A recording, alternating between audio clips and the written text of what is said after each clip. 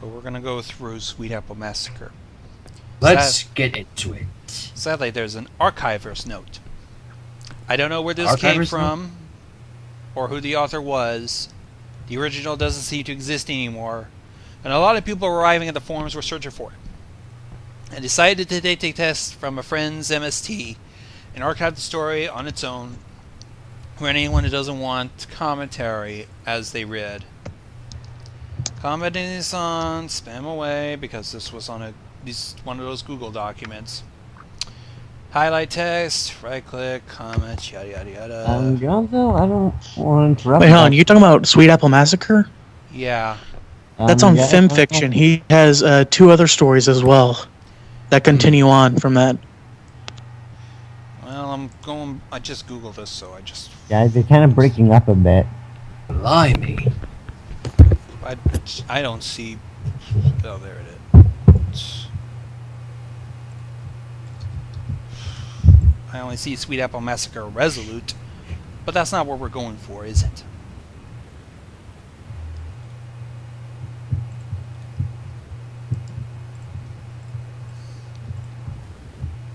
No, in all honesty, I'd never actually heard of Sweet Apple Massacre for a while until, like, a couple days ago. This is going to be the first time for me. Yeah, I think the full name is Sweet Apple Massacre into the Apple family. Isn't that correct? That was something else. Oh, okay.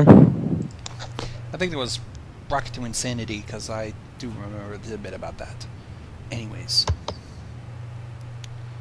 That's probably what you was thinking of. Rocket to Insanity, that's something else.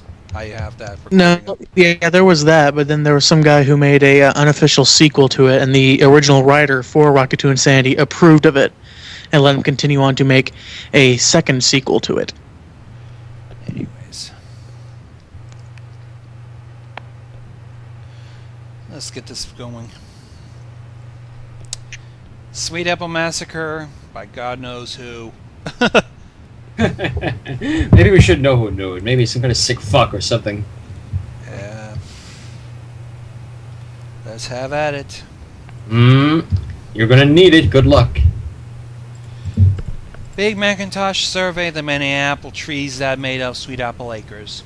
It was nearly apple buck season once again, and it looked as though we would have a bumper harvest this year. He nodded, satisfied. His sister Applejack was walking beside him. "Oh boy, howdy. I'm sure I'm glad you ain't injured this time, Big Macintosh," he said. "Why, there's even more apples in them trees than last year."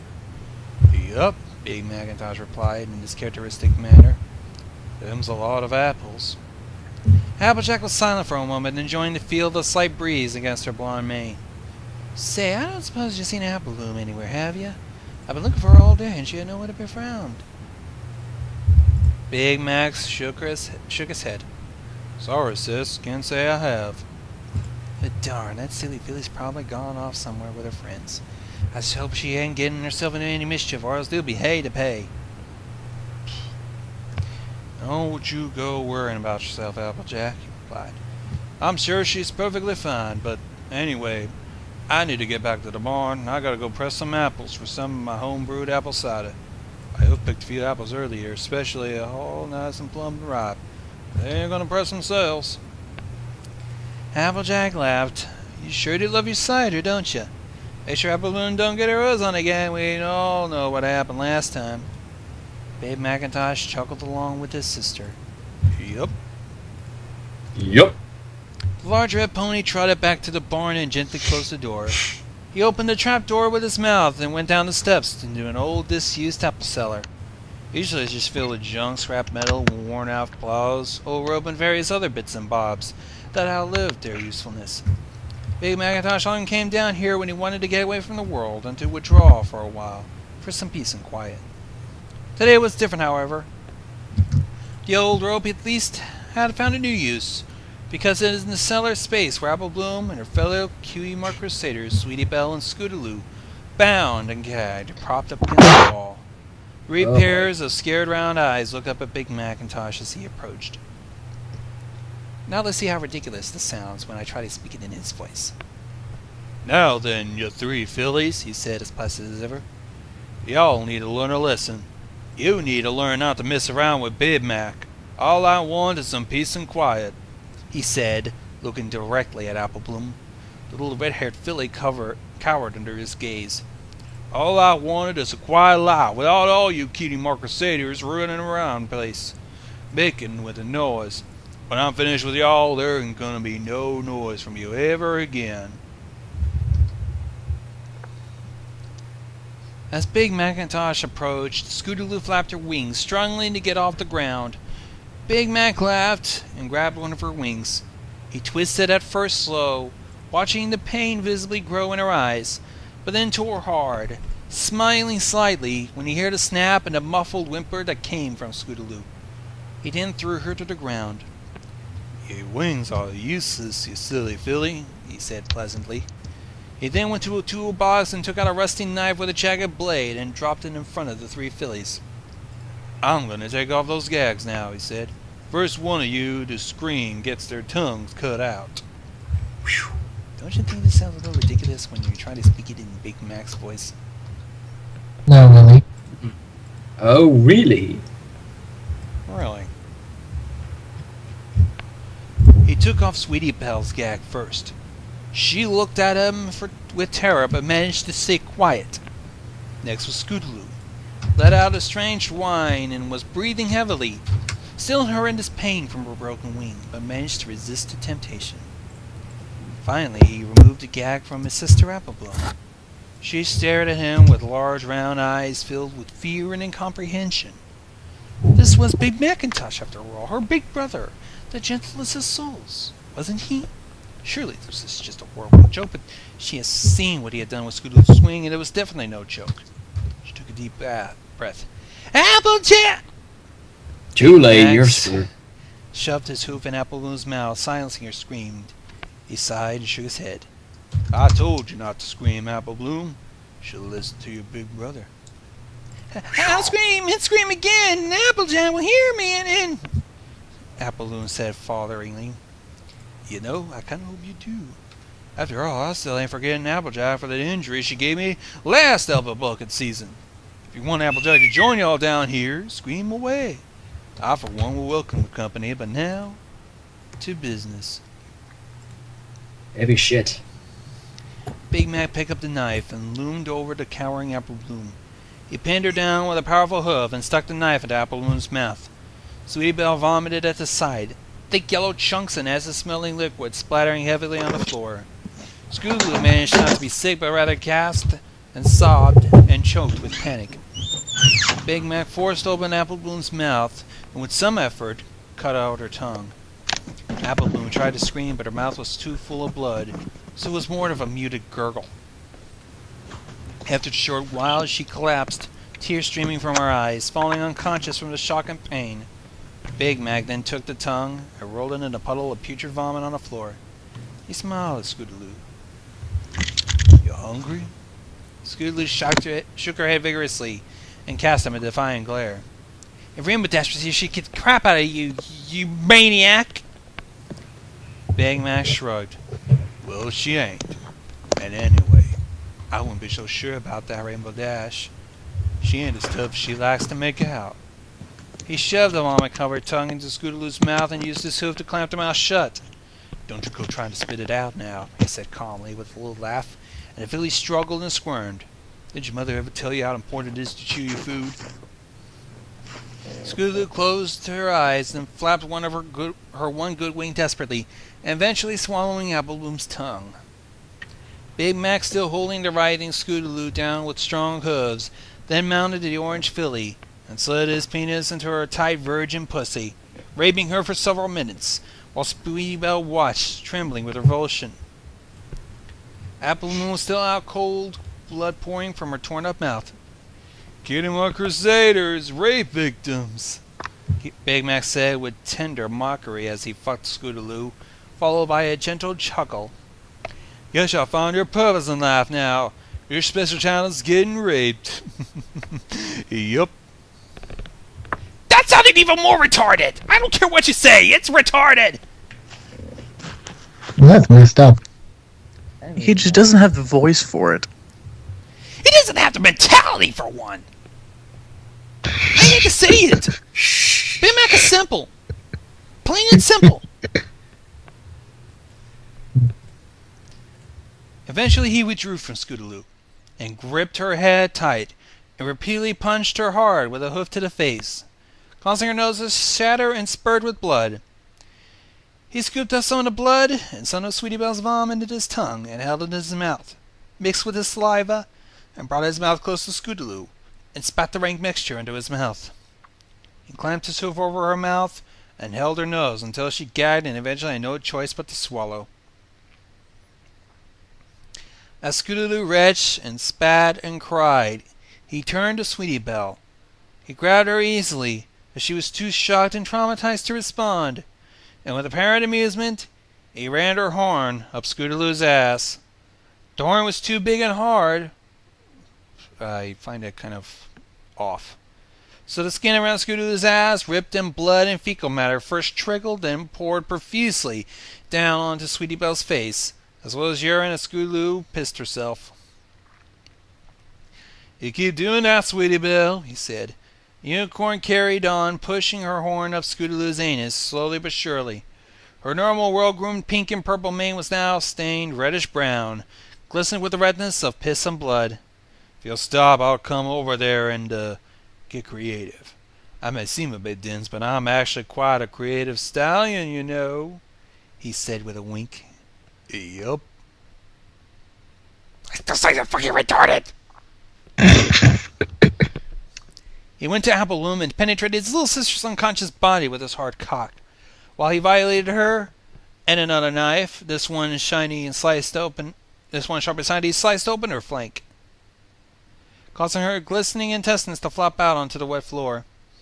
He glanced over and was pleased to see Sweetie Belle was still using her horn to anally penetrate Scootaloo, and her face was now completely covered in blood, feces, and urine. Pretty disgusting, almost like two girls in one cup. He turned his attention back to Apple Bloom and scooped up her crimson entrails and wrapped them around her neck, still fucking the filly, and with his front hooves he pulled and pulled until it was wrapped so tightly around Apple Bloom's neck it broke her windpipe.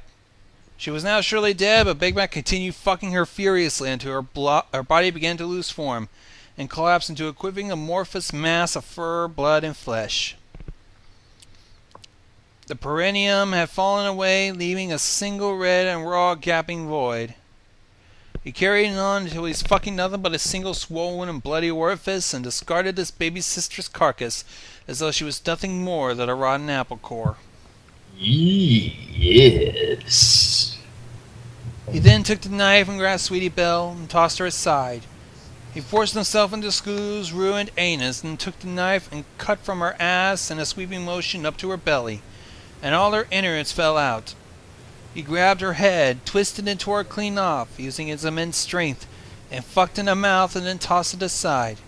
He then had sex with her headless body, both the vagina and the ass, until he got bored. Sweetie Belle was the last remaining crusader. She was barely herself conscious. She was herself barely conscious, overcome with the nauseous stench of blood, shit, and piss that covered her horn and face. Big Mac pinned Sweetie Belle down with his hoof and plunged the knife into her green eye and twisted, causing vitreous fluid to dribble out onto the handle. After that, Sweetie Belle let out a throaty whine and involuntarily emptied her bowels, and the aroma of fresh urine and feces filled the upper cellar once again. He withdrew the knife and did the same to the other eye, each time holding her tight and sticking his hoof into her mouth to silence her agonizing screams. He licked the vitreous fluid that had leaked under the knife and methodically began cutting and hacking at her front hoof with a rusty knife. The knife was quite blunt, so it took a Herculean effort to get through the skin, bone, and cartilage.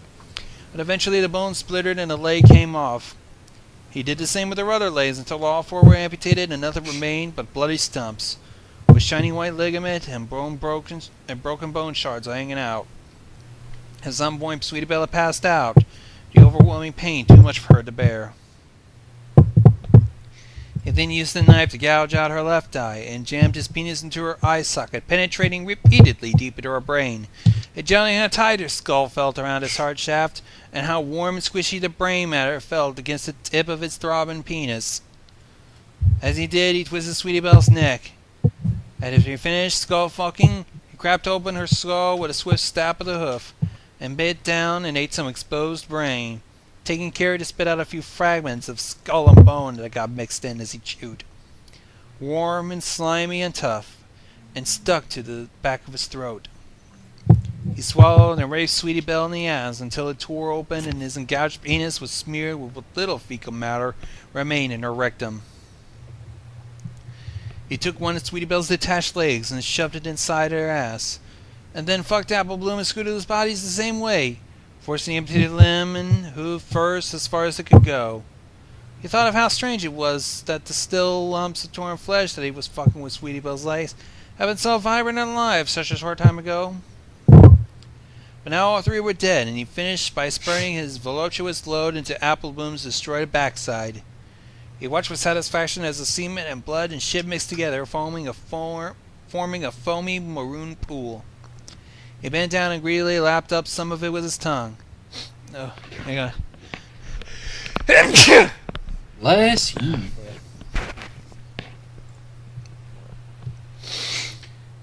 Pressing his tongue deeply into her anal cavity so as to not miss any, letting some dribbling down his chin.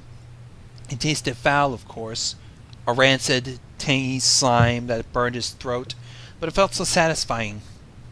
He swallowed the filthy goo and wiped his mouth with a hoof. It was done. Big Macintosh could finally get peace and quiet. Big Macintosh, you down there? Applejack. He looked at the disfigured corpses of the three fillies, all now barely recognizable as "Oh, so sweet, cutie mark crusaders," and realized he felt strangely unsatisfied. It had all been a bit too quick and easy. Now Applejack, that would be a challenge. Ponyville's best athlete, after all. She even had the prize Pony of Ponyville trophy to prove it. And of course, she has to forget her for that. He still hadn't forgiven her for that injury. It felt his penis stiffen once again in anticipation. "Hey, Big Mac, I said you down there?" came Applejack's lifting voice again, this time more insistent. Big Mac replied serenely, "I sure am, sis. Hey, come down here a minute. I got something to show you." "Sure thing. What is it?"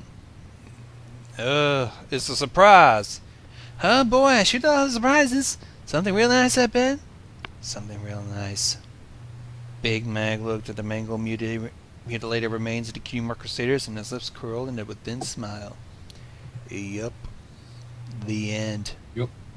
Whoo, boy. It's a really bad time to think in pictures. That story, God. Try reading it while you're imagining the fucking thing in mentally. I'm with you there. So, in the words of Evie, what happens now? What happens now? I Yes. wish I knew the fucking Arthur so I can fucking kill him. What? Nothing. I heard that you want to kill the author. Fuckhead wanted to do that. Hmm. Troll who hasn't played enough Call of Duty Modern Warfare. I swear, what have we done to deserve him? Oh wait, probably there's some bronies out there who play Call of Duty or Halo or shit like that and are actually better than the fuckheads that go completely fucking crazy when they get shot. Probably like I am, but 10 times worse. You've seen me rage, Inverted. Yeah. Imagine that 10 times worse.